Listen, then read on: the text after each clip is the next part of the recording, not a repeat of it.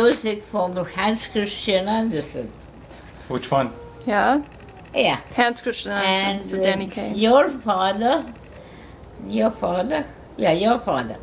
used to call me Tamburina because he was tall and I was short.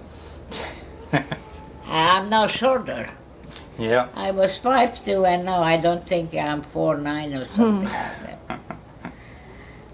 I never knew when I found out that after the age of 18 you start shrinking.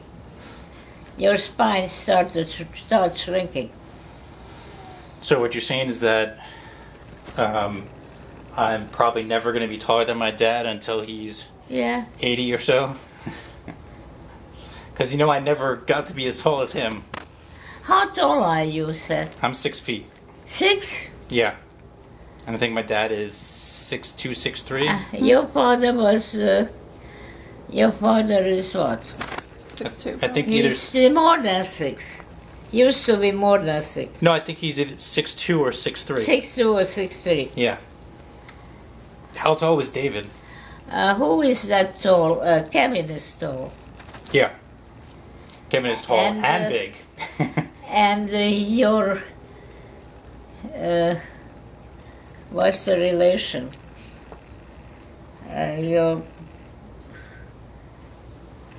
Not your. Peter's birth mother, father, was a 7-footer. What? What do you mean, like he was actually 7 feet tall? Or... I remember nobody talked about him, nobody knew anything about him, and I found out where he was. And when Judith got married, I sent him a picture and wrote to him, and he lost his eyesight. But the nurse he was with him, he answered me. But he said he wasn't in a good shape. Do you remember his name? His name? Yeah. Roshkin. Is Roshkin something. I don't know. I don't remember the given name. I just know the family name. Right. Roshkin. And Dave's second wife was Anne. The first wife was Anne. Both of them. And funny part of it is the grandfather had a strangulated hernia. And finally he decided he's going to have the surgery. And when he came out of the anesthetic, he says, "Annie, are you here?" So I said, "Yes." I said, "You don't argue a person who just comes out of anesthetic, do you?" And he used to call me Running Deer, and I called him Sitting Bull, because he used to sit in the morning out on the porch with a newspaper and his cigar and his coffee. And I was always running here and there and all over the place.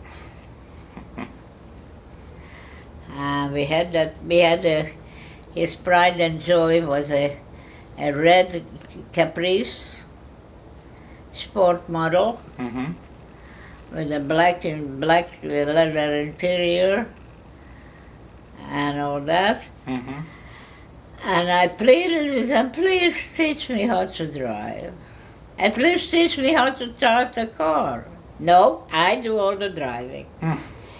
For the dear man went to heaven, and there I was with a beautiful car, a 1967 Chevy, gorgeous, in the garage, and it was in the garage. So I said, I have to learn to drive. Although I didn't very much looked forward to learning to drive because I like to walk. So I figured I'd call a driving school. And I said to myself, okay, I call. If it's more than 2 rings, I have to wait till they pick up, then it's an omen I won't learn to drive. So I dialed the number. It was about a half hour. I went to school. I had a very nice instructor. He was very fond of me. He used to take me early in the morning, extra hours of driving. I was driving all over the place. I called my car Betsy. And they know me here around. There comes Betsy. Now, where is she going? Is she going to take somebody to the hospital, somebody to the doctor, somebody shopping? So I was the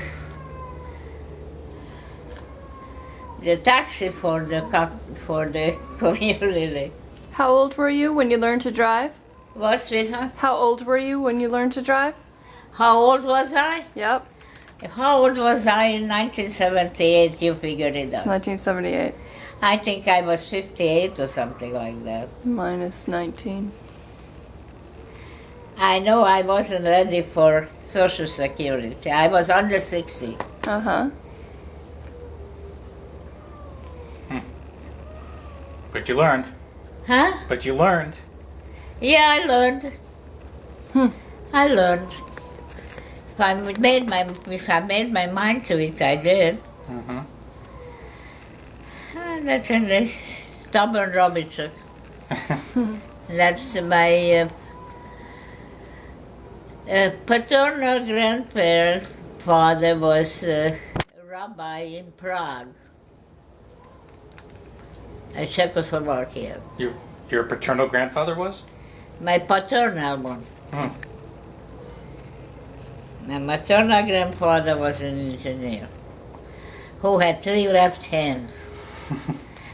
And his wife, my grandmother, was pleading with him, Rosenwald, please don't put any nails in the wall because we lose the house.